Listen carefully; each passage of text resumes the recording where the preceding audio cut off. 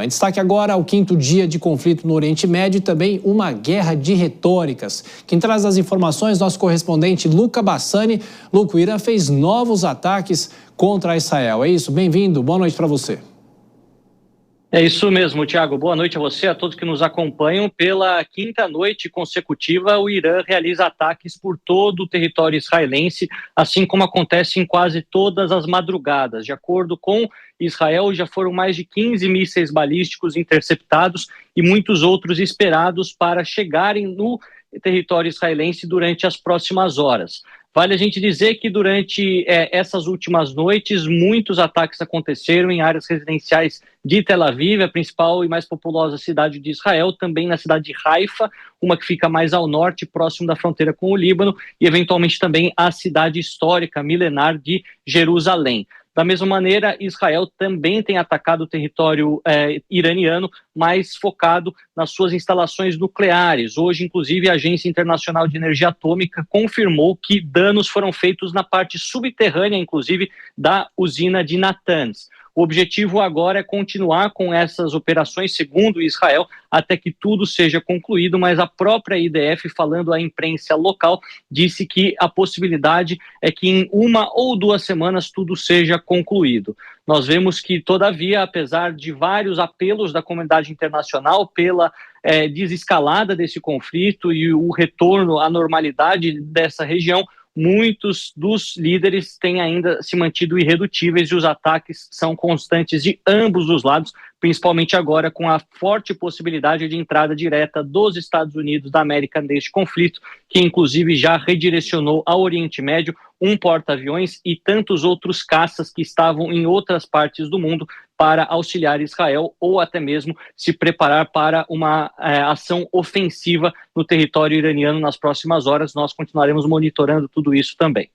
Luca, e ao contrário do que disse nessa semana Benjamin Netanyahu, o presidente Donald Trump ressaltou que não vai eliminar o líder supremo do Irã, mas ele dá a seguinte declaração: por enquanto, né, ele deixa a palavra no ar, é o que a gente falava de guerra, de retórica, como você bem sabe, como aconteceu principalmente na guerra no leste europeu, Luca.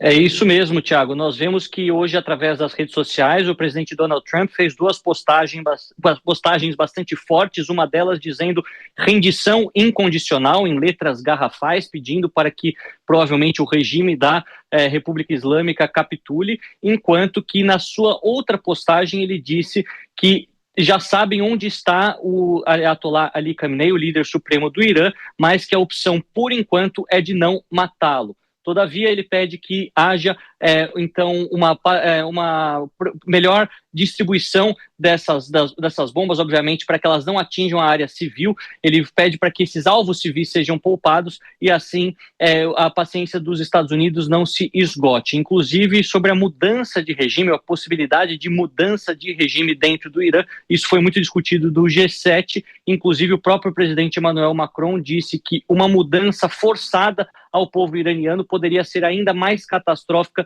do que o regime atual e que a França não apoia esse tipo de conduta agora, provavelmente algo que seria liderado por Israel e pelos Estados Unidos. Obviamente que essa é uma questão ainda muito distante, tudo pode acontecer na geopolítica da noite para o dia, mas nós vemos que ainda há uma guerra acontecendo, ataques realizados pelo Irã, revidando também os ataques israelenses, e não se fala da questão política, mas sabemos que o regime da República Islâmica é altamente impopular e em outros momentos tivemos levantes populares, só não sabemos se isso surgirá agora, considerando que Israel também é muito odiado dentro do Irã, falando na linguagem popular, é algo que realmente acontece, e a gente vê que a percepção local é que talvez uma mudança vinda por Netanyahu, pelos israelenses, não seria algo que os iranianos desejam nesse momento.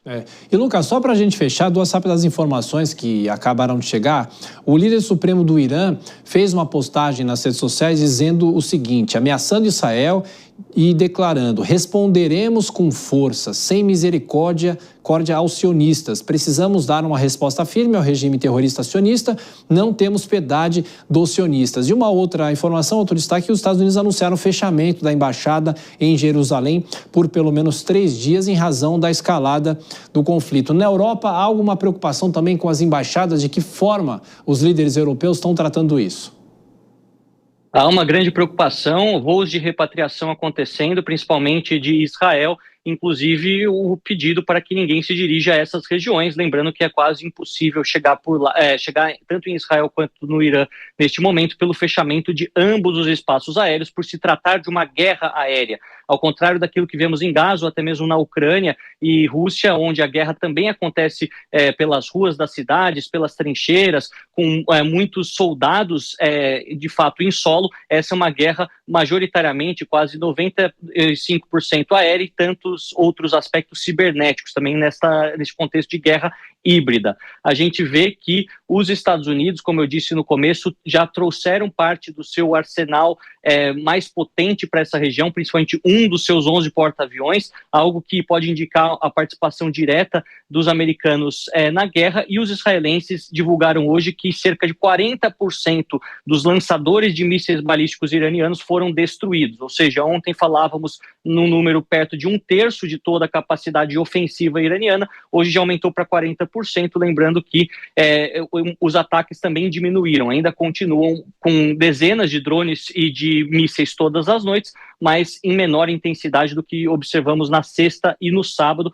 algo que pode indicar que essa superioridade aeronáutica de Israel, que de fato é comprovada através das destruições em áreas estratégicas iranianas, pode também estar atrapalhando o plano dos ayatolás no seu revide, na sua contraofensiva aos israelenses também pela via aérea. Luca Bassani, nosso microfone Jovem Pan Europa, aí já quarta-feira, bom descanso para você, a gente volta a se falar amanhã. Vou dar as boas-vindas para os nossos comentaristas, chegando por aqui Dora Kramer e Nelson Kobayashi. Dora, não tem como fugir, né? Tem que falar um pouco sobre essa guerra, esse conflito que vai se escalando. Agora, o que me chama a atenção, não sei se para você também, independente de quais são essas figuras, né? Mas a discussão é se elimina o Ayatollah, e é uma discussão pública. O presidente dos Estados Unidos fala isso publicamente, o primeiro-ministro de Israel também, e são aqueles outros tempos que nós já destacamos aqui muitas vezes no Jornal Jovem Pan. Tudo bem, Dora? Bem-vinda. Boa noite, Thiago. Boa noite, Kobayashi. Boa noite a todos. Pois é, a mim também impressiona um pouco esse tipo de discussão assim tão aberta, né, sobre assassinatos, mas assassinatos são, né, nessa lógica que a gente vive, são uma rotina. Agora, hoje eu destacaria, quer dizer, me chama a atenção, o dia foi marcado, primeiro, pelo protagonismo que o Donald Trump puxou para ele nessa história, né? Hoje o protagonista não foi o Ayatollah, não foi o premier israelense, foi o Trump, porque aí deixa todo mundo em suspenso com essa pergunta no ar. Estados Unidos vai ou Estados Unidos não vai? Ele dá várias sinalizações de que pode ir, mas até agora não foi. A outra questão é do G7. Você viu que essa derrubada do regime tem uma divisão ali no G7, né? O presidente francês Emmanuel Macron achando que é um erro, e o alemão apoiando Israel, apoiando os Estados Unidos, e até dizendo uma frase forte, dizendo: Israel está fazendo trabalho sujo para nós no Irã.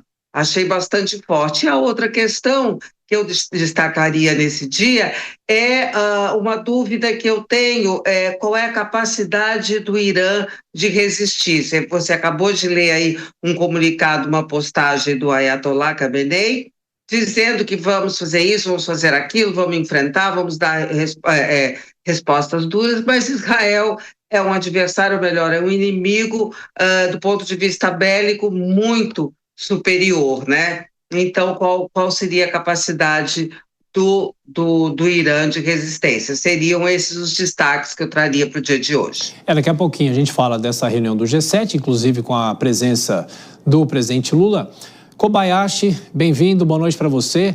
Sobre o que a Dora destacou, a participação do presidente Donald Trump E o protagonismo, as declarações dele, ele que esteve na reunião do G7 também, de que forma é possível acreditar nesse protagonismo dele ou se é uma declaração apenas para fazer uma pressão política àquela região? Não dá para saber, Thiago. Boa noite para você, boa noite para Dora, boa noite a todos que nos acompanham. O presidente Donald Trump, em outras matérias econômicas, de costumes, ambientais, ele tem por hábito ser um bravateiro, fala mais do que faz, é o estilo dele de negociação, mas isso não cabe tanto em matéria de guerra, em matéria de conflito, principalmente quando a gente está falando destes conflitos do Oriente Médio. Qualquer frase maldita pode gerar uma reação indesejada. Então, a gente não tem ao certo como medir a veracidade das intenções anunciadas por Donald Trump, à medida em que ele tem esse histórico em outras pautas também.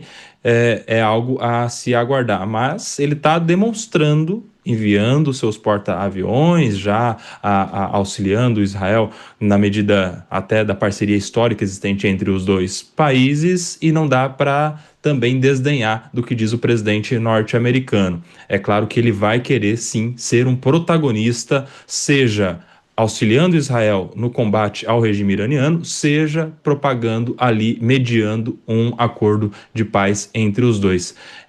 Nisso não há dúvidas de que o presidente americano vai querer ser um protagonista nessa relação toda. Kobayashi, só acrescentando essa determinação de retirar o embaixador americano, por enquanto, do cenário de guerra por pelo menos 3 dias, ou fechar a embaixada, isso pode ser um indício da preocupação, claro, com o governo americano, porque é o que você falou, não se sabe efetivamente qual vai ser o desenrolar disso, porque o conflito está ocorrendo, é o 5º dia, daqui a pouco chegamos ao 6º, já madrugada de quarta-feira, nos dois países, principalmente em Israel e também no Irã. E de qualquer forma, é saber efetivamente qual vai ser o desenrolar disso. Realmente, Thiago, é saber, você fala justamente que estamos no 5º dia e já início do 6º lá, né? O que também gera uma preocupação, porque os ataques se intensificam na madrugada israelense, pelo menos a reação iraniana tem sido geralmente nesse horário, assim, próximo das 9 horas da noite aqui no Brasil, 3 horas da manhã em Israel. Pelo menos nos dias anteriores a gente viu isso acontecendo também. Mas vamos nos lembrar que a gente tem outros atores globais, diplomatas, querendo também participar. A ONU, com a sua irrelevância recente nas decisões, até pelos poderes de veto dos membros permanentes do Conselho de Segurança, a União Europeia se encontrando, mas pouca efetividade a partir dessas intenções todas manifestas por líderes do mundo todo.